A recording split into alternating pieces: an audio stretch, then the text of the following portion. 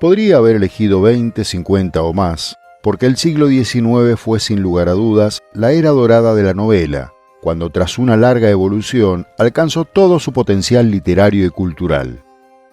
Sin embargo, la premisa de este informe era elegir solo una quincena de títulos de otros tantos autores diferentes, y con ese supuesto cumplimos, a fin de dar un panorama breve, pero general, con lo más relevante del género.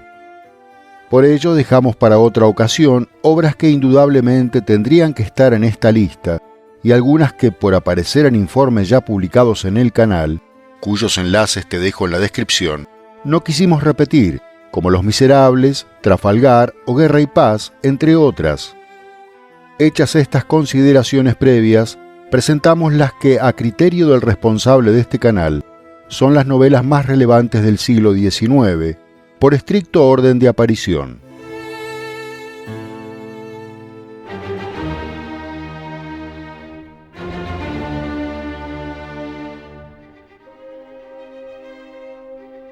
Orgullo y Prejuicio explora los entresijos de la sociedad pequeñoburguesa durante la transición entre los siglos XVIII y XIX, a través de los encuentros y desencuentros de personajes que habitan la zona rural de Londres. Aparecida en forma de libro de autor anónimo en 1813, la novela tiene como protagonistas a la familia Bennet y a sus hijas casaderas, abordando especialmente los pormenores del vínculo entre Elizabeth y Darcy. En esta historia romántica, Jane Austen dibuja un detallado retrato social, criticando con fina ironía la hipocresía y los prejuicios que signan la vida y obra de todos los personajes. Para Virginia Woolf, la autora de la también célebre Sensatez y Sentimientos, fue casi predecesora de Henry James y de Proust, y la artista más perfecta entre las mujeres, la escritora cuyos libros son inmortales. Nada más que agregar.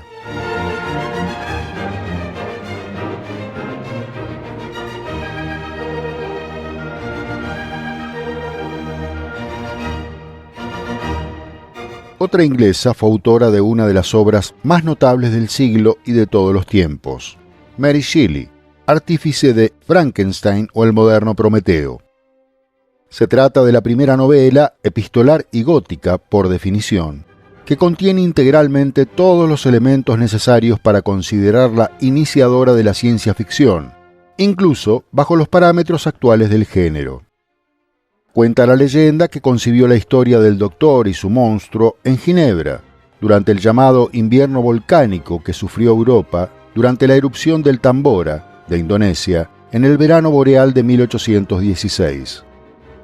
Shelley la desarrolló, terminó y publicó 2 años más tarde en Londres, donde la obra causó gran impresión, gracias a la criatura sin nombre, de mísero cuerpo, solo referida como horrendo huésped, engendro o ser demoníaco.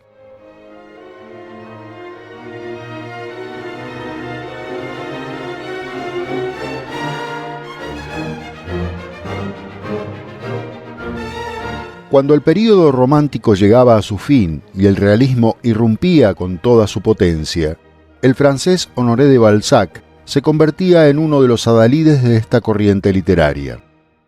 Tras la repercusión obtenida con Eugenia Grandet, Papá Goriot aparece por primera vez como libro en marzo de 1835 y debido a su enorme éxito es reeditada en mayo del mismo año. A través de Goriot y los personajes que lo rodean en la humilde pensión parisina de Beaucaire, Balzac realiza una profunda exploración de la naturaleza humana durante la restauración borbónica en Francia tras la caída de Napoleón. Los vínculos familiares, la estratificación social y la corrupción son temas comunes a la obra del francés, incluida en su monumental saga titulada La Comedia Humana, que consta de 85 novelas, además de relatos y ensayos.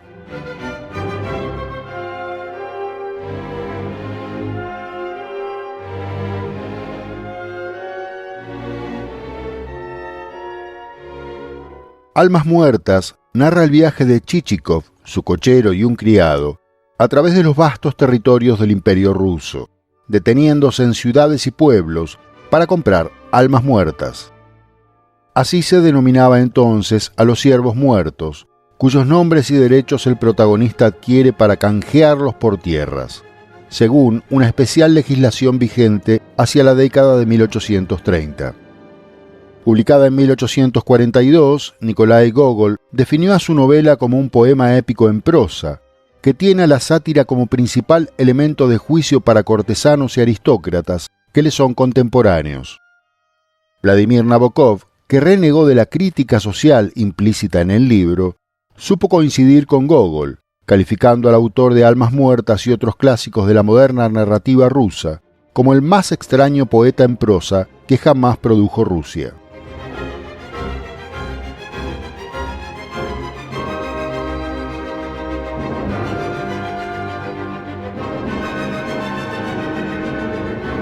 Alejandro Dumas publicó Los Tres Mosqueteros, en colaboración con Auguste Maquet, en forma de folletines junto al periódico El Siglo, entre marzo y julio de 1844. En ese mismo año apareció en forma de libro, representando un gran éxito editorial para su prolífico autor, quien antes y después abordará variados géneros: relatos infantiles, libros de viajes sobre Italia en particular, y numerosas novelas biográficas, históricas y de horror. Los Tres Mosqueteros narra las aventuras de Athos, Porthos, Aramis y especialmente D'Artagnan, el cuarto mosquetero, quienes primero se enfrentan entre sí para luego unirse contra el cardenal Richelieu y sus agentes. La historia, harto conocida por sus innumerables ediciones y sus adaptaciones cinematográficas y televisivas, transcurre durante la primera parte del siglo XVII, con Francia bajo el conflictivo reinado de Luis XIII.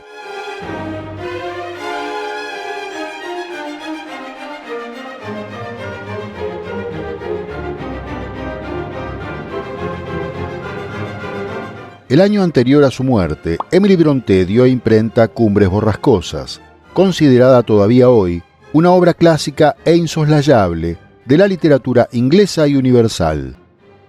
Todavía a mediados del siglo XIX, era complicado que una mujer pudiera publicar, siquiera escribir, un libro de tales características, por lo que aquella primera edición de 1847 tuvo un autor de nombre masculino, Ellis Bell. Junto a sus hermanas escribió poesía y luego la novela que transcurre en los sombríos páramos de Yorkshire, con personajes abrumados por la obsesión, la pasión y la venganza. Para Dante Gabriel Rossetti, la novela transcurre en el infierno, pero los lugares tienen nombres ingleses. Borges la calificó como una obra extrema e inclasificable. Y para Virginia Woolf, en tanto, Emily Brontë podría liberar la vida de los acontecimientos, y al hablar del páramo conseguía hacer que el viento soplara y el trueno rugiera.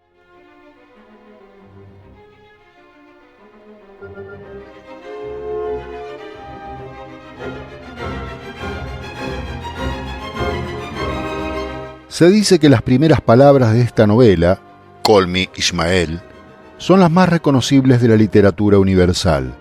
Nada mal para una obra que parecía condenada al olvido tras su publicación en 1851.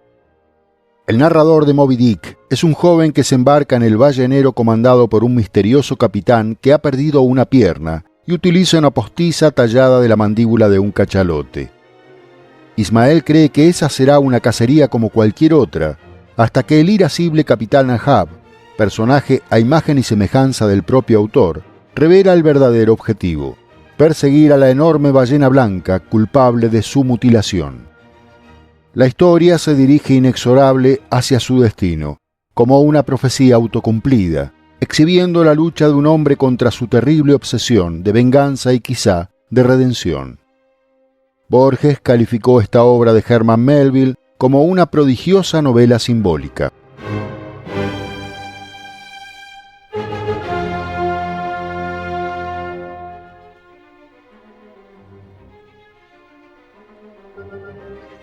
Luego de 5 años de intenso e incesante trabajo, en 1856 Gustave Flaubert dio a imprenta la trágica historia de Emma Bovary, que lo hizo célebre en su tiempo y para la eternidad.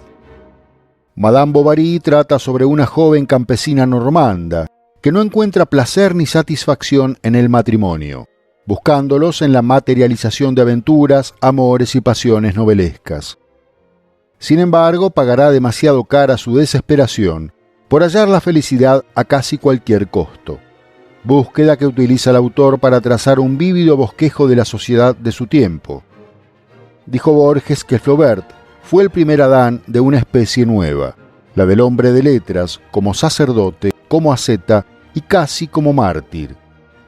Y Mario Vargas Llosa destacó de Madame Bovary la solidez de su construcción, la limpieza y eficacia de su estilo, y las interminables sugerencias y ramificaciones.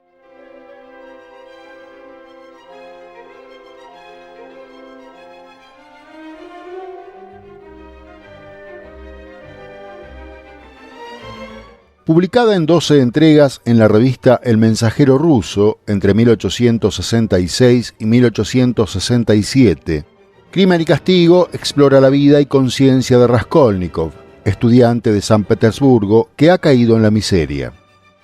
Durante días se lucubra asesinar y robar a una vieja usurera, en realidad con un propósito que va más allá de salir de la pobreza: probar su superioridad moral y humana sobre seres socialmente inferiores, representados en su víctima. A través de una indagación profunda de la condición humana, Fyodor Dostoyevsky lleva adelante una trama que se plantea la justificación, o no, de los actos de los personajes, de la conciencia y de la culpa. Cada relectura de Crimen y Castigo es una ordalía terriblemente inspiradora, pero un tanto nociva, casi como si fuese un Macbeth compuesto por el propio Macbeth, dijo Harold Bloom sobre esta hermosa y perturbadora novela.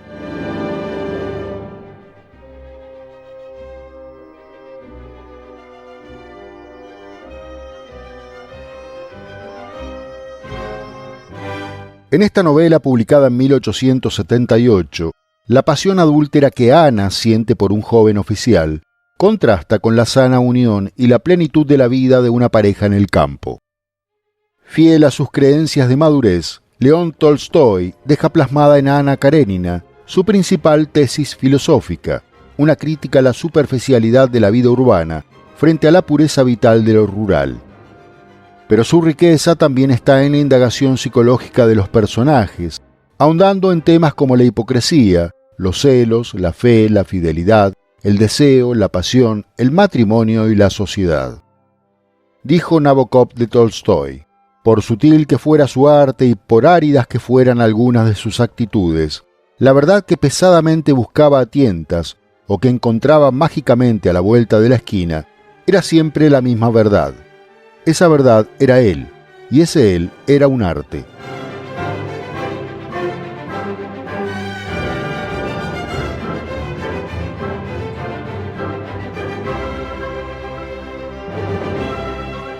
Se asegura que quiso mostrar las dos caras de la era victoriana, también los sinuosos rostros de la transición de un viejo mundo que se derrumbaba y otro nuevo que emergía entre los escombros. Lo cierto es que en el extraño caso del Dr. Jekyll y Mr. Hyde, el británico Robert Louis Stevenson nos habla sobre el antiguo dilema que aqueja a la humanidad, la encrucijada entre el bien y el mal. Es el abogado y amigo de Jekyll quien investiga el extraño vínculo entre el Doctor y Hyde, sujeto de aspecto y comportamientos deplorables, que parece ejercer una poderosa influencia sobre el primero. La leyenda cuenta que soñó la historia publicada en 1886, o que se inspiró en famosos casos de personalidad múltiple, hoy conocido como trastorno de identidad disociativo, registrados en Europa. Otra certeza es que el libro fascinó inmediatamente a lectores del mundo entero.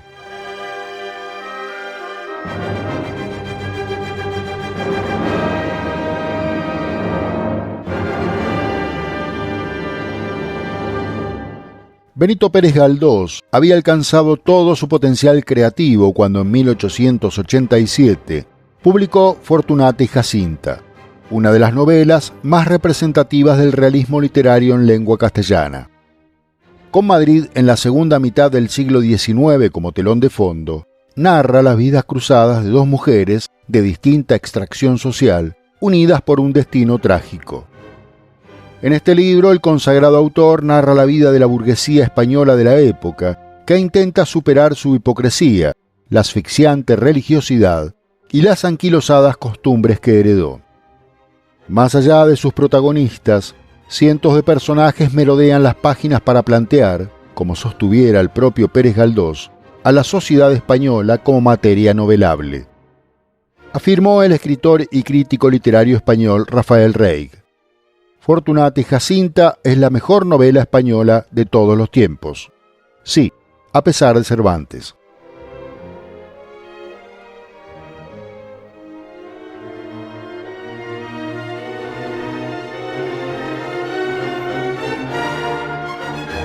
El protagonista de Hambre es un reportero o escritor anónimo, sin nombre, ni edad, ni pasado, que vaga anónimamente por una ciudad hostil. Sin dinero ni trabajo, con las ropas hechas jirones, todo en él se reduce a pasar hambre. Un hambre que lo deteriora paulatina e inexorablemente, mientras lucha por algún momento de bienestar. Pero sus sueños y esperanzas son destrozados al cotejarlos con la realidad, provocándole ataques de ira cuando no un profundo desasosiego. En esta novela, publicada en 1890, de impronta autobiográfica, Knut Hamsun revela el deterioro mental y espiritual, la frustración, los terrores y la inestable psicología de un hombre acosado por el hambre. Ni más ni menos. Franz Kafka dijo alguna vez que el escritor noruego había sido su referente literario. Mejores referencias no se pueden pedir.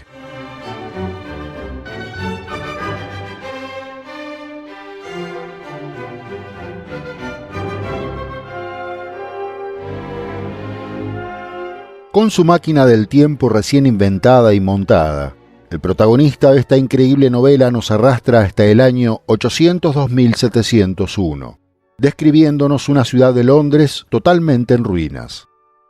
Sin rastros de civilización, la especie humana ha degenerado en dos razas, o tribus, o clases antagónicas: los Morlocks, industriosos habitantes subterráneos, y los Eloi, que solo disfrutan del paraíso heredado, mientras los espera un destino atroz. Con La máquina del tiempo, publicada en 1895, H.G. Wells exacerba las tensiones sociales de su propia época, que terminarán estallando no dentro de milenios, sino apenas en décadas siguientes, con guerras globales y revoluciones. Preocupado por el presente y el porvenir, el autor británico plantea en esta novela una lúcida sátira del capitalismo imperialista, al tiempo que reflexiona sobre la responsabilidad del ser humano con relación al futuro de la civilización.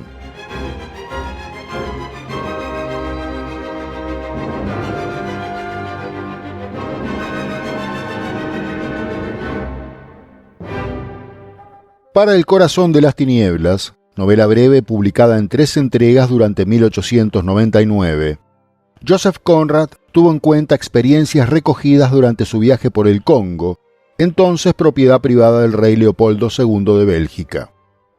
Allí vio cómo esa región africana era devastada por las insaciables ambiciones de su propietario y sus habitantes nativos oprimidos y sometidos a atrocidades intolerables. Impresionado, o más bien horrorizado por ese escenario, el escritor ideó al personaje que describe su viaje desde Londres hasta el río Congo para buscar al jefe británico de una explotación de marfil. Colonialismo brutal, ambición, racismo, locura y violencia sin límites son los temas que expone esta aventura a través de un río innombrado y de una jungla tenebrosa. Este viaje a reconocibles y oscuros entresijos del alma humana.